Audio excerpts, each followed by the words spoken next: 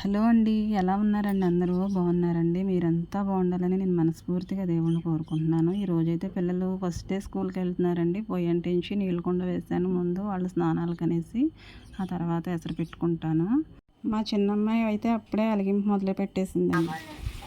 కొన్నా? ఫస్ట్ డేనే కదా వెళ్తున్నాం. రేపు ఎల్లుండో కొంటాను. మరి రెడీ అవుతావా? లేకు.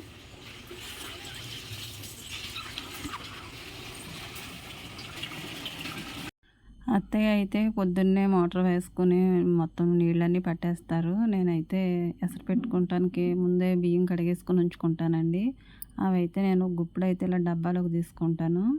నేను చర్చికి వెళ్తాను కాబట్టి. ఇక ఎసరు కూడా పెట్టేశానండి నీళ్ళు దించేసి. అత్తయ్య గారు అయితే గిన్నెలు తోమేస్తున్నారు. నీళ్ళు పడటం అయిపోయింది. మా కోసమేమో నేను ఇంకా టీ పెట్టుకున్నానండి. పిల్లలకైతే పాలు ఇలా కాగిపోయినాయి, పక్కన చల్లారుతున్నాయి. ఈలోపు నేను టీ పెట్టుకున్నానండి. టీ కూడా మేము అత్తయ్య, నేను, మామయ్య మేము ముగ్గురం కలిసి పొద్దున్నే ఇలా టీ తాగేస్తాము. ఇదొక అలవాటండి మాకు. టీ తాగందే ఏ పని చేయబుద్ధి కాదు. ఆ స్టవ్ అలా ఖాళీగా వదిలేసాను అనుకోకండి. నేనైతే మరి ఒక చేత్తోనైతే ఫోన్ పట్టుకుని, ఒక చేత్తో నేను ఇలా టీ అయితే వడకట్టుకుంటున్నానండి. ఇది ఆఫ్ చేసేసుకోవచ్చు, కానీ నేను మరి ఇక్కడ పక్కన ఆనియన్స్ కోసి పెట్టుకున్నాను కర్రీ కోసం అనేసి. అందుకనైతే నేను ఆఫ్ చేయలేదండి. ఇది పెట్టుకుని ఉల్లిపాయలు వేయించుకుందాం అనేసి. టీ అయితే ఇలా ఓపెన్‌గా ఉండే దగ్గరికైతే తెచ్చుకోనండి. మామయ్యకి ఒక గ్లాసులో పోసి, అత్తయ్యకి ఒక గ్లాసులో పోసి, నేను ఒక గ్లాసులో పోసుకొని అలా వేడివేడిగా పొగలొచ్చే టీనైతే హాయిగా పొద్దున్నే తాగితే ప్రాణం చాలా తేలిక పడుతుందండి. పనుల మీద మరింత ఇంట్రెస్ట్ కలుగుతుంది. అది టీ పడనంత వరకు కూడా నోట్లో బద్ధకం అనేది వదిలిపెట్టదండి. ఇక మార్నింగ్ అయితే ఇక టీ కామన్ ఇక మాకు ఇంట్లో. ఇక ఆ తర్వాత పిల్లలకి పాలు పెట్టాను కదండీ! పాలల్లోకైతే నేను షుగర్ వేయట్లేదు. బెల్లం వేస్తున్నానండి.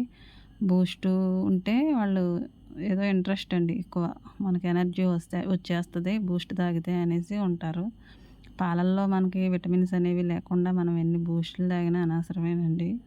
పాలు తాగడం అతి శ్రేష్టమైంది కదండీ! అందులో కొంచెం బెల్లం వేసుకొని తాగినా మంచిదే. కానీ వీళ్ళకి ఇంట్రెస్ట్ కలిగించడానికి నేను బూస్ట్ కలుపుతాను. ఇక ఆనియన్స్ అయితే ఏగిపోతున్నాయండి. అందులో కొంచెం పసుపు వేసుకున్నాను. ఈ కూర ఏంటంటే హ్మ్. కోడిగుడ్డు పులటండి. నేను పప్పు మామిడికాయ వండాలనుకున్నాను. మా చిన్న పాపకి మామిడికాయ ఎత్తే నచ్చదు. నేనైతే ఆనియన్స్ అలా వేగిన తర్వాత అయితే గుడ్లు ఒక్కొక్కటిగా వేసేసుకుంటానండి. అలా కాసేపు మగ్గనిచ్చుతాను మూత పెట్టేసుకొని. ఈలోపైతే వేరే పని ఇంకా అన్నం ఉడికిపోయిందా లేదని చూసుకున్నాను. అన్నం అయితే ఉడికిపోయిందండి. గ్యాస్ దగ్గరికి, పొయ్యి దగ్గరికి ఇలా అన్నం ఉడికే వరకు తిరుగుతూనే ఉంటానండి. కూర వైపు, అన్నం వైపు చూసుకుంటూ. అన్నం అయితే వంచేసాను. ఇక స్కూల్స్ స్టార్ట్ అయినాయి అంటే చాలండి. ఇదిగోండి మా ఆడపిల్లలిద్దరూ కూడా చెరొక బకెట్ ఇచ్చుకొని వచ్చేసారు పొయ్యి దగ్గరికి. నేను ముందంటే నేను ముందంటారు. ఇలా పోటీ పడిపోతారండి జడేసుకునే దగ్గర, నేను స్నానం చేసే దగ్గర పొద్దున్నే. ఇక వాళ్ళ పని అలా ఉంది. నేనైతే నా పని చూసుకుంటున్నాను. మరి కోడిగుడ్లు అయితే మగ్గిపోయినాయండి. ఇలా చిన్న చిన్న పెచ్చుల్లాగా అయితే అవుతాయండి. ఇవి మనకు నీచు వాసన రాదండి. ఇలా కాసేపు మగ్గనిచ్చుకుంటే వెంటనే తిప్పేస్తే నీచు వాసన వస్తుంది. అందుకని తిప్పకుండా కాసేపు అలా మగ్గనిచ్చుకొని జస్ట్ అలా అలా తిప్పుకుంటే మనకి ఇవి పెద్ద పెద్ద ముక్కలుగా ఉండండి బాగుంటుంది. పిల్లలు కూడా ఇష్టంగా తింటారు. ఇక ఇవి మగ్గిపోయినాయండి బాగాను. ఇక ఇందులో నేను ఉప్పు వేసుకొని ఆ తర్వాత తగినంత కారం కూడా వేసేసుకుంటాను. ముందే నేను పసుపు వేసుకున్నాను కదండి. పసుపు వేసుకొని తిప్పుకున్నాను. ఇక ఉప్పు కారం వేసుకొని దీన్ని కూడా ఇలా నూనెలో మెదుపుకుంటే మనకి నూనెలో కారం వేగడం వల్ల ఇంకా టేస్ట్గా ఉంటుందండి. ఇక ఈ కూరలో ఫైనల్గా అయితే నీళ్ళు వేసేసుకుంటే సరిపోతుంది. నీళ్ళంటే ఎక్కువ వేయనండి మరీని. ఒక చిన్న గ్లాసుడు వేసుకున్నాను. మరి ఉడకాలి కదండి ఆనియన్స్. టైం ఎక్కువ ఉన్నప్పుడైతే నీళ్ళు వేయకుండానే వేయించుతాను. టైం తక్కువ ఉందనేసి నేను ఇలా నీళ్ళు వేసుకున్నానండి. ఇక టిఫిన్స్ అండి, నేనేమి టిఫిన్ చేయలేదండి ఇంట్లో. ఇక అందుకని బయట తెచ్చుకున్నారు. వాళ్ళు తాతయ్యతో తెప్పించుకున్నారు పిల్లలు. వీళ్ళిద్దరూ తింటున్నారు. పెద్ద బాబు అయితే ఇంకా వేరే పనిలో ఉన్నట్టుందండి. ఇక కూర అయితే దగ్గర పడిపోయింది, ఉడికిపోయిందండి కూర. ఇక అన్నము నేను కొంచెం అయితే గిన్నెలోకి తీసుకొని మరి వీళ్ళకి బాక్సులు పెట్టాలి కదండి. బాక్సుల్లోకి అనేసి ఫ్యాన్ కింద పెట్టుకున్నాను. ఇక ఇవన్నీ ఇక్కడ తెచ్చుకుంటానండి బయటికి. హాల్లో పెట్టుకుంటాం, మాకు కిచెన్ లేదు కాబట్టి. ఈ పిల్లలకైతే బాక్సులు సర్దుతున్నానండి. ఎంత ఫ్యాన్ కింద పెట్టినా ఈ పొగలైతే కక్కేస్తున్నాయి అన్నము. ఇక నేనైతే క్యారేజీలన్నీ పోయినాయండి. ముగ్గురివి కూడా ఇరిగిపోయినాయి. చిన్నప్పటి నుంచి అవే క్యారేజీలండి. ఇప్పుడు మార్చేద్దాం అనుకుంటున్నాను. కొనాలి.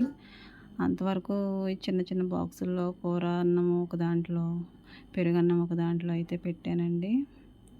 పెట్టి ఎవరి క్యారేజీలో వాళ్ళకి సర్దుతాను. మూతలు కన్ఫ్యూజన్.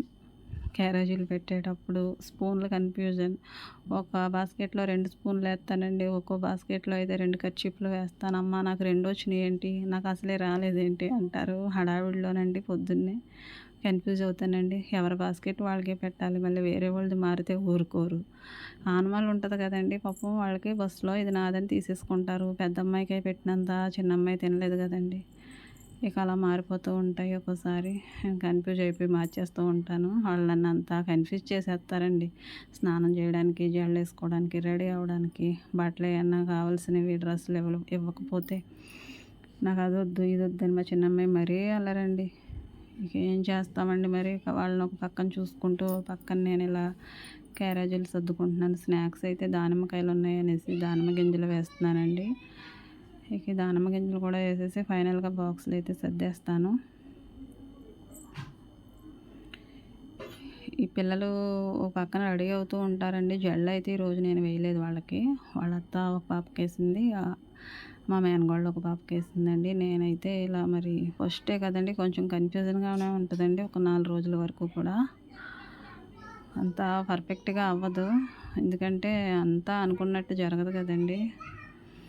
మనం ఒకటి అనుకుంటే ఇంకొకటి జరుగుద్ది. బాక్సులు ఒకటి 3 వేసి 2 వేసి పెట్టాలంటే ఇంకా కన్ఫ్యూజన్గా ఉందండి నాకు ఈరోజు. ఇక ఇలా హడావిడిగా అయితే సర్దేశాను. మా వారు పాపం నా బాధ చూసి అయితే జిప్పులు పెట్టడానికి వచ్చారు. నేను ఒక చేత్తో ఫోన్ అయితే పట్టుకొని ఒక చేత్తో నేను ఇలా చేసుకుంటానండి. ఇక క్యారేజీలు అయితే నేను పెట్టేసుకున్నాను. బాబుకి అయితే హడావిడి అయిపోయిందండి. నేను ఎంత త్వరగా లేచి చేసుకున్నా కానీ ఇక బస్సు వచ్చేసిందంట. ప్రేయర్ కూడా చేయలేదు. జస్ట్ అలా ఏదో సిలువేసాను, పంపించేస్తున్నాను. ఇక వాళ్ళ తాతయ్య దగ్గర, వాళ్ళ నాని దగ్గర కూడా ఏమీ బ్లెస్సింగ్స్ ఏమి తీసుకోలేదు. హడావిడి అయిపోయిందండి.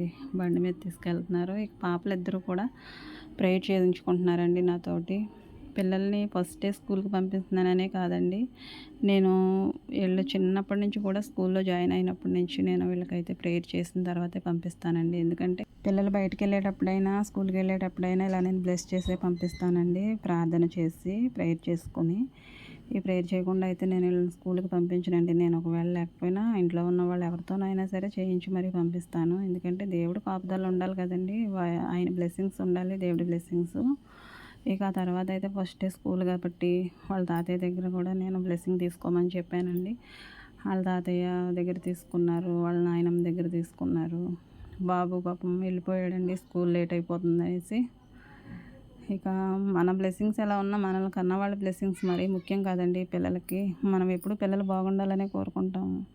మన తల్లిదండ్రులు కూడా ఆ విధంగానే కోరుకుంటారు. మనల్ని పెంచారు, పెద్ద చేశారు. అలాగే మన పిల్లల్ని కూడా వాళ్ళు చూస్తున్నారు కాబట్టి వాళ్ళ బ్లెస్సింగ్స్ మరింత అవసరం అనేసి నేను వాళ్ళ తాతయ్య దగ్గర, నాని దగ్గర బ్లెస్సింగ్స్ తీసుకున్నారండి. ఇక స్కూల్కి వెళ్ళిపోతున్నారు. బాబు వేరే స్కూలు, పాపలిద్దరూ వేరే స్కూల్ అండి. ఇలా ఈరోజైతే నేను పిల్లల్ని స్కూల్కి పంపించానండి. మరి ఈ వీడియో కనుక మీకు నచ్చినట్లయితే తప్పకుండా నా ఛానల్ని సబ్స్క్రైబ్ చేసుకోండి, సపోర్ట్ చేయండి. Thanks for watching.